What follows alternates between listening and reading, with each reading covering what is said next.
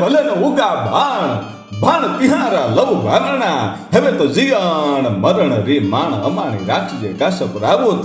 અરે ઉગ્યો તું અડુલ ત્યાં તો ગરવર અંધારા ગયા. એવો ભગવાન ભાસ્કર છે, એવો સૂર્યનારાયણ છે.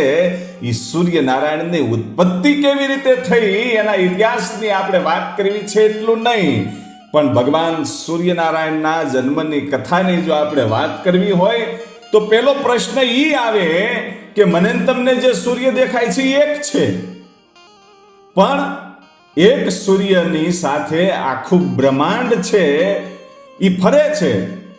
તો એવું એક નહીં પણ 14 બ્રહ્માંડ છે. આ સૃષ્ટિની અંદર 14 બ્રહ્માંડો છે. આપણું જે એક સૂર્યમંડળ છે એવા 14 બ્રહ્માંડો છે અને એમાં 12 સૂર્ય છે. તો સૂર્યનારાયણનું પ્રાગટ્ય તો થયું, તો 12 સૂર્ય કેવી રીતે, એ 12 સૂર્યનું પ્રાગટ્ય કેવી રીતે થયું એની પણ આપણે વાત કરવી છે. અને સૂર્યવંશની શરૂઆત કેવી રીતે થઈ, ભગવાન સૂર્યનારાયણની પાસે જે 7 ઘોડાઓ છે એનું રહસ્ય શું છે એની પણ આપણે વાત કરવી છે. પણ સૂર્યનારાયણનો જે અંશ છે, સૂર્યનારાયણની જે ઉત્પત્તિ છે એ કેવી રીતે થઈ એની જો આપણે વાત કરવી હોય તો જ્યારે અસ્તિત્વનું કોઈ નામ નિશાન નહોતું અને જ્યારે એ સમયનો પણ કોઈ અર્થ નહોતો અને ના તો આકાશ હતું કે ના તો ધરતી હતી, ત્યારે અનંત શૂન્યમાં માત્ર એક અંધકાર હતો.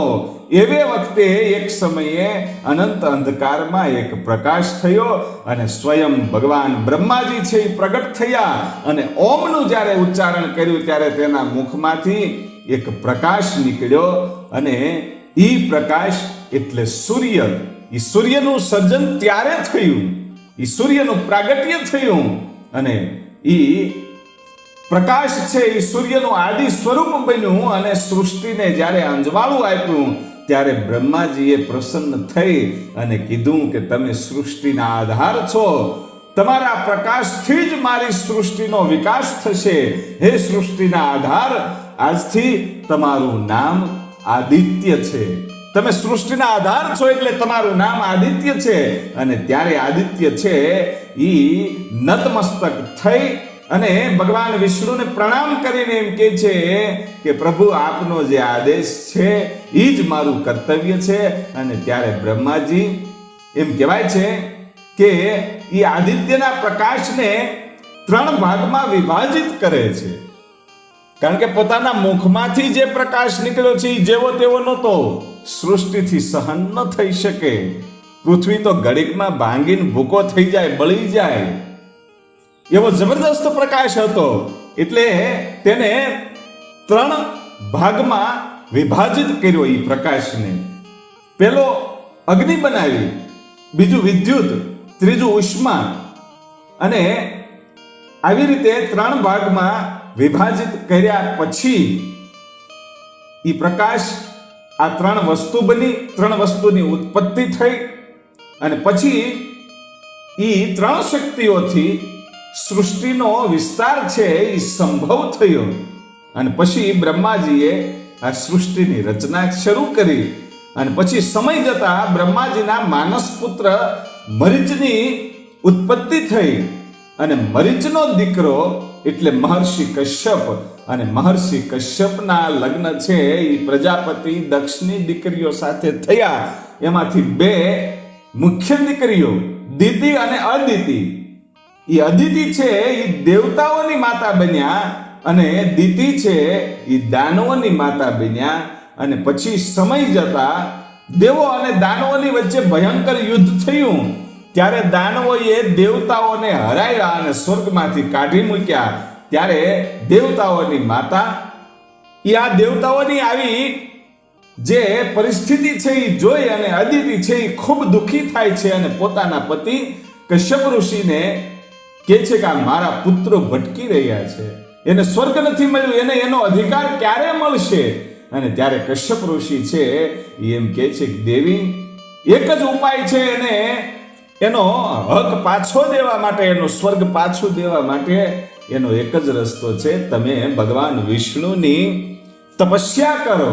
અને પછી અદિતિ છે એ જંગલમાં જઈ અન્નજળ લીધા વગર એક પગે ઊભા રહી અને ભગવાન વિષ્ણુનું જ્યારે તપ કર્યું ત્યારે ભગવાન વિષ્ણુ છે એ પ્રગટ થાય છે અને કહે છે કે આ તપ કરવાનું કારણ શું? અને ત્યારે માતા અદિતિ છે એમ કહે છે કે મારા પુત્રોને એનો હક પાછો મળે, એનું સ્વર્ગ પાછું મળે એવા આશીર્વાદ આપો. અને ભગવાન વિષ્ણુ છે એ એમ કહે છે કે તમારે મૂંઝાવાની જરૂર નથી. હું પોતે તમારા પુત્ર રૂપે જન્મ લઈ અને દેવતાઓની મદદ કરીશ અને એને એનું સ્વર્ગ છે એ પાછું મળશે. અને પછી સમય જાતા આ અદિતિને પોતાના પેટમાં ગર્ભ રહે છે, પણ એનું અદ્ભુત પ્રકાશ હોય છે અને એ પ્રકાશથી આખો આશ્રમ છે એ લહેરાવો ઉઠવા માંડે, લહેરાઈ જાય છે. એના ગર્ભમાં હજી સંતાન છે ત્યાં જ એ એવો પ્રકાશ પડે છે કે આખો આશ્રમ છે ને એ આખી રાત પ્રકાશમય હોય. અને એટલું બધું તેજ વધવા માંડ્યું કે અદિતિથી સહન નતું થતું. અને ત્યારે એક દિવસ મહર્ષિ કશ્યપને અદિતિ છે એમ કે છે કે આ જે તેજ છે ને, આ જે પ્રકાશ મારા ગર્ભની અંદર છે એ મારાથી સહન નથી થતો. અને ત્યારે કશ્યપ ઋષિ છે એ પોતાની દિવ્ય દ્રષ્ટિથી જોયે છે ત્યારે ખબર પડે છે કે આ અદિતિના કુખે જે એના ગર્ભમાં જે બાળક છે એ સૂર્યનો અંશ છે. એટલે પછી કહે છે કે તમારા ગર્ભમાં સૂર્યનો અંશ છે, માટે આ પ્રકાશને અત્યારે હું સંતુલન કરું છું. અને પછી સમય જાતા એ અદિતિએ એક બાળકને જન્મ આપ્યો અને એનું ખૂબ જ તેજ હતું. અને ચારે બાજુ જ્યારે પ્રકાશ થયો ત્યારે દેવતાઓએ પુષ્પવૃષ્ટિ કરી અને એ જન્મ તો થયો, પણ છતાંય એક પ્રકાશ ઈ અદિતિના પેટની અંદર એક અંશ છતાંય રહી ગયો હતો. ત્યારે કશ્યપે ઈ પ્રકાશને બારો કાઢ્યો અને બહાર કાઢી અને તે પ્રકાશને એક અંડના રૂપમાં પ્રગટ કર્યો.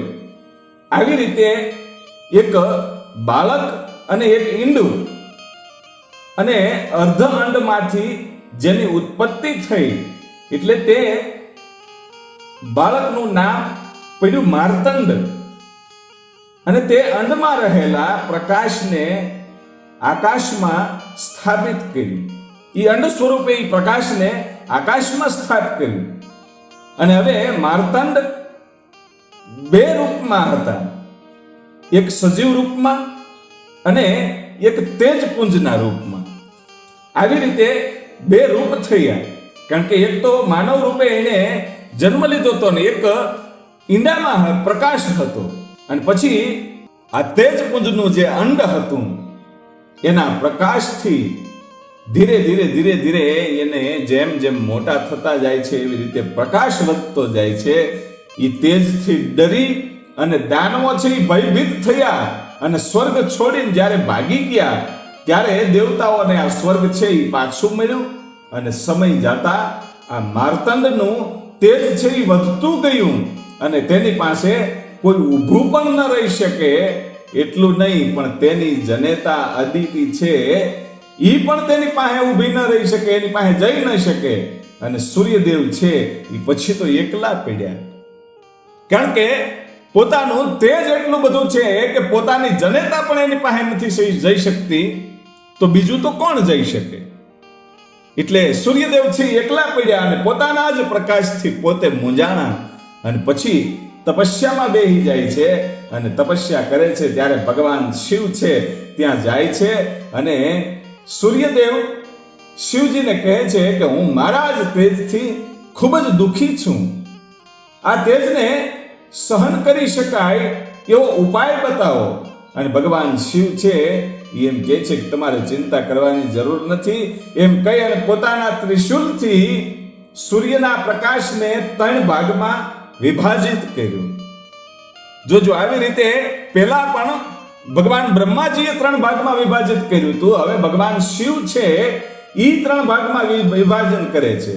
પહેલો ભાગ તેનું માનવ રૂપ, બીજો ભાગ જે દિવ્ય અંડ હતો અને તેમાં એ દિવ્ય અંડની અંદર બીજો ભાગ છે એ નાખે છે. જે કશ્યપ ઋષિએ અંડને આકાશમાં સ્થાપિત કર્યું હતું ઈ બીજો ભાગ છે ઈ અંડની અંદર નાખે છે અને ત્રીજો ભાગ પૃથ્વી પર અગ્નિના રૂપમાં નાખ્યો અને પછી સૂર્યદેવને કહે છે કે હવે તમે તમારા માનવી રૂપમાં રહેશો અને તમારું બીજું રૂપ જે છે એ સૃષ્ટિને પ્રકાશ આપશે અંડ રૂપે, અને અગ્નિ છે એ યજ્ઞો થકી માનવનું કલ્યાણ કરશે. પછી માતા આદિતિને ભગવાન સૂર્યનારાયણ છે એ મળવા જાય છે અને પછી જે અંડ છે તે ધીરે ધીરે પ્રકાશમય યુવકમાં રૂપમાં પ્રગટ થતા ગયા અને તે સૂર્યનું દિવ્ય સ્વરૂપ એટલે વિવસ્વાન હવે તે રથ પર બિરાજમાન થઈ અને સમગ્ર સૃષ્ટિને પ્રકાશ આપવા લાગ્યા છે. ભગવાન બ્રહ્માજીના કહેવાથી એ સમગ્ર સૃષ્ટિને એમ કહેવાય છે કે પ્રકાશ આપે છે. એવી રીતે સૂર્યના બે સ્વરૂપ થયા, એક માર્તંડ અને બીજો સૂર્ય. એટલે એવી રીતે ભગવાન સૂર્યનારાયણના બે સ્વરૂપ થયા, એક વિવસ્વાન અને સૂર્યદેવ. આવી રીતે સમય જતા ભગવાન સૂર્યદેવના લગ્ન થાય છે. ક્યાં થાય છે? વિશ્વકર્માની દીકરી સંધ્યા એટલે કે માં રાંદલમાં. આપણે જે રાંદલમાં છે એનો ઘોડો પણ આપણે ખૂંદીએ છીએ. એ ઘોડો કેવી રીતે ખૂંદવામાં આવે છે, શા માટે ખૂંદવામાં આવે છે, એનો ઇતિહાસ પણ આપણી ચેનલમાં છે. રાંદલ માતાજીનો સંપૂર્ણ ઇતિહાસ છે. એમાં એમના સંતાનો વિશે, સૂર્યદેવના સંતાનો કેટલા હતા, શું થયું, ઘોડો શા માટે ખૂંદવામાં આવે છે, એ બધી વાતો એ રાંદલમાના ઇતિહાસમાં છે. એટલે આપણે આ ઇતિહાસની અંદર નથી લેતા. પણ ભગવાન સૂર્યનારાયણ એ રાંદલ માતાજી સાથે લગ્ન થયા અને પછી આપણે એ જાણવું છે કે સૂર્યનારાયણના 7 ઘોડાઓ છે કોણ અને 7 ઘોડાઓ શા માટે આપ્યા. ત્યારે બ્રહ્માજીએ એને એક કામ સોંપ્યું કે તમારે આ સમગ્ર સૃષ્ટિને પ્રકાશ આપવાનો છે. ત્યારે સૂર્યનારાયણ એમ કહે છે કે હું તો એક જ જગ્યા પર છું, તો આખી પૃથ્વીને હું આખા પૃથ્વીના દરેક ભાગ ઉપર પ્રકાશ કેવી રીતે આપી શકું.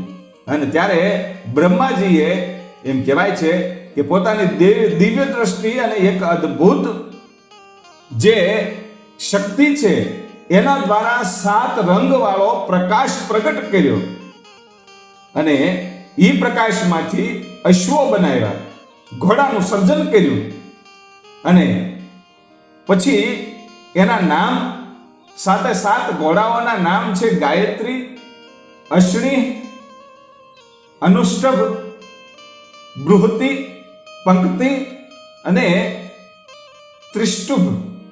આ 7 નામો છે આ ઘોડાના, સૂર્યદેવના ઘોડાના.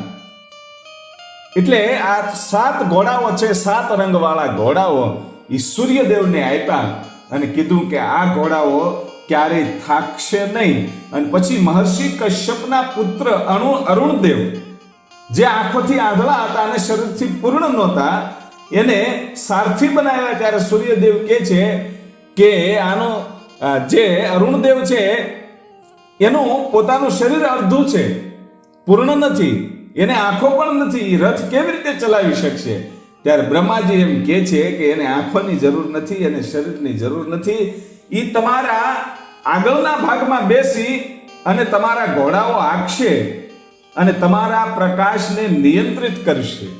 નહીતર તમારો પ્રકાશ છે એ એક જ જગ્યા ઉપર પડશે તો પૃથ્વી સળગી ઉઠશે. માટે આ જરૂરી છે. અને પછી સૂર્યદેવ છે એ આવી રીતે રથમાં બેસી અને સતત ચાલતા રહે. એટલે સૂર્યદેવનો પ્રકાશને નિયંત્રિત છે એ અરુણદેવ કરે અને એના સારથી પણ અરુણદેવ. અને આપણે જાણ્યું આ 7 ઘોડાઓ આવી રીતે ભગવાન સૂર્યનારાયણને મળ્યા. અને પછી સમય જાતા સમુદ્રને જ્યારે અભિમાન આવે છે, એ સમુદ્રને પોતાનું અભિમાન આવ્યું કે હું છું એટલે જ દુનિયાને પાણી મળે છે, એટલે જ મારાથી જ આ સૃષ્ટિ ચાલે છે, આવું અભિમાન આવ્યું. ત્યારે સૂર્યદેવને એમ લાગ્યું કે જે મેન તત્વ છે એ તો ભગવાન વિષ્ણુ છે ને એના નાભિ કમળમાંથી ભગવાન બ્રહ્માજીનું સર્જન થયું, બ્રહ્માજીથી મારું સર્જન પ્રકાશનું સર્જન થયું અને પ્રકાશથી ઉષ્મા બની અને ઉષ્માથી સમગ્ર સૃષ્ટિને પાણી મળે છે. માટે આ સમુદ્રને અભિમાન આવ્યું છે તો આનું અભિમાન ઉતારવું જોઈએ. એટલે સમુદ્રની ઉપર એક જ જગ્યા ઉપર ઊભા રહી ગયા અને પોતાનો બધો જ પ્રકાશ જ્યારે આપ્યો ત્યારે પાણી છે એ સળગવા માંડ્યું અને સમુદ્ર હાહાકાર કરી અને ભગવાન બ્રહ્માજી પાસે જાય અને ત્રાહિમામ કરે છે અને કહે છે કે બચાવો. અને ત્યારે બ્રહ્માજી આવી અને સૂર્યનારાયણને પાછા વાળે છે અને એમ કહે છે કે તમારા પ્રકાશથી આ પાણી બળી જશે તો સૃષ્ટિનો વિનાશ થશે, માટે આપ આપના પ્રકાશ છે એ પાછો ખેંચો. અને પછી સૂર્યનારાયણ છે પોતાનું તેજ સંતુલન કરે છે અને પછી સમુદ્ર છે એ બંને હાથ જોડી અને સૂર્યનારાયણને વિનંતી કરે છે ને એમ કહે છે કે હવે તમે જ્યારે મને પ્રકાશ આપશો, આ દુનિયામાં પ્રકાશ થશે, એ વખતે હું આપનું સ્વાગત કરીશ. એ જ નિયમોને ઋષિમુનિઓએ પાળ્યો અને ઋષિમુનિઓના નિયમોએ આપણે પણ પાળીએ છીએ. એ છે સવારમાં ભગવાન સૂર્યનારાયણને આપણે જે જળ અર્પણ કરીએ છીએ, એ સમુદ્રએ જે એનું સ્વાગત કર્યું હતું એવી જ રીતે આપણા ઋષિમુનિઓ સૂર્યનું સ્વાગત કરવા માંડ્યા અને ઋષિમુનિઓના સંસ્કારો મને તમને વારસામાં મળ્યા. એટલે તમે આપણે બધા પણ સૂર્યને સવારમાં જળ અર્પણ કરીએ છીએ. એનું કારણ આ છે. અને એ પછી કે સમય જતા સૂર્યવંશની શરૂઆત થઈ. આ માત્ર રાજવંશ નહીં પરંતુ એક દિવ્ય પરંપરા હતી. આ પરંપરા ઈક્ષ્વાકુ, રઘુ, હરિચંદ્ર, શિબી રાજા, ભગીરથ અને ભગવાન રામ આ વંશમાં થયા. એની પણ પછી આપણે આગળ બીજા ઇતિહાસમાં વાત કરશું. પણ એક વાત એવી છે કે સૂર્યગ્રહણ શા માટે થાય છે? આ ભગવાન સૂર્યનારાયણનું આટલું બધું પ્રકાશ છે તો જ્યારે ગ્રહણ થાય ત્યારે સૂર્યનો પ્રકાશ ઘડીક માટે લુપ્ત થઈ જાય છે. તો એનું કારણ શું? કે જ્યારે સમુદ્ર મંથન થયું અને ત્યારે ભગવાન વિષ્ણુ છે એ મોહિની રૂપ ધારણ કરીને દેવતાઓને અમૃત આપતા હતા, ત્યારે એક દાનવ સ્વરભાનુ જેનું નામ હતું એને ખબર પડી ગઈ કે અમૃત જે દાનવો છે એને નથી મળતું, માત્ર દેવતાઓને મળે છે. ત્યારે ઈ સ્વરભાનુ નામનો જે દાનવ છે એ દેવતાનું રૂપ ધારણ કરી અને દેવતાઓની લાઈનમાં બેસી ગયો અને એને જ્યારે અમૃત મળ્યું અને ત્યારે સૂર્ય અને ચંદ્રને ખબર પડી ત્યારે ભગવાન વિષ્ણુને કીધું કે આ દાનવ છે. ત્યારે ભગવાન વિષ્ણુએ પોતાના સુદર્શન ચક્ર દ્વારા એનું મસ્તક કાપી નાખ્યું. ધરથી મસ્તક જુદું થયું પણ એ મર્યો નહીં, કારણ કે એના કંઠમાં એ અમૃત હતું, કંઠ સુધી અમૃત પહોંચી ગયું હતું. એટલે એ મર્યો નહીં, એનું શરીર અને મસ્તક, ધડ અને મસ્તક બંને જીવતા રહ્યા. એટલે બ્રહ્માજીએ આ મસ્તકને રાહુ નામ આપ્યું અને ધડને કેતુ નામ આપ્યું અને તેને 9 ગ્રહોમાં સ્થાપન કર્યું, કારણ કે એ તો કાયમને માટે જીવતા રહેવાના છે. એટલે 9 ગ્રહોમાં એને સ્થાન આપ્યું અને એ વખતે પોતાનું ધડ અને મસ્તક અલગ અલગ થઈ ગયું. એટલે ખૂબ જ સૂર્ય અને ચંદ્રની ઉપર એને ક્રોધ આવ્યો.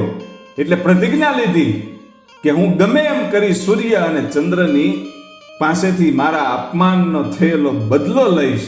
એટલે એ પછી ગમે ત્યારે એ ભગવાન સૂર્યનારાયણની સામે આવી જાય, ચંદ્રની સામે આવી જાય અને પોતાનું મુખ છે એ મોટું કરી અને પોતાના મુખની અંદર સૂર્યને સમાવી લે, ચંદ્રને સમાવી લે, ચંદ્રનું ગ્રહણ કરે, સૂર્યનું ગ્રહણ કરે. પણ એટલો બધો પ્રકાશ અને પોતાનું માત્ર એક માથું જ હોવાના કારણે એ લાંબો સમય સુધી પોતાના મુખની અંદર રાખી શકે નહીં. એનો પ્રકાશ છે એ આરપાર નીકળી જાય. એટલે જ્યારે ચંદ્રગ્રહણ થાય છે, જ્યારે સૂર્યગ્રહણ થાય છે, ત્યારે થોડી વાર માટે આ જે પ્રકાશ છે એ મને તમને દેખાતો નથી. એવી રીતે જે આપણે આ ઇતિહાસની વાત કરી કે ભગવાન સૂર્યનારાયણનું પ્રાગટ્ય કેવી રીતે થયું પણ હવે એ વાત આવે છે કે ભગવાન સૂર્યનારાયણનું પ્રાગટ્ય થયું, એના જુદા જુદા એના પ્રકાશના વિભાજનો થયા. એવી રીતે એ જે એટલા બધા પ્રકાશો હોવાના કારણે એના પ્રકાશના વિભાજનો થતા જ ગયા. એવી રીતે કુલ 12 સૂર્ય બન્યા. જેમ આપણે આગળ વાત કરી, ભગવાન સૂર્યનારાયણના 2 સ્વરૂપ, એક વેવસ્વાન અને એક સૂર્યદેવ. એ જે 2 સ્વરૂપ હતા, એવી રીતે સૂર્યદેવના પ્રકાશના વિભાજન થયા અને ટોટલ 14 બ્રહ્માંડ છે, જેમાંથી 2 બ્રહ્માંડમાં પ્રકાશ માં ભગવતી આપે છે. એટલી ભગવતી છે, એ જોગમાયા છે, એ 14 બ્રહ્માંડની જનેતા કહેવાય. અને 12 બ્રહ્માંડની અંદર સૂર્યદેવ છે, એ જુદા જુદા સ્વરૂપે પ્રકાશ આપે છે. આ હતો સૂર્યદેવનો ઇતિહાસ. અને હવે પછી મળીએ છીએ આગળના ઇતિહાસમાં. ત્યાં સુધી જય માતાજી, જય જોગમાયા.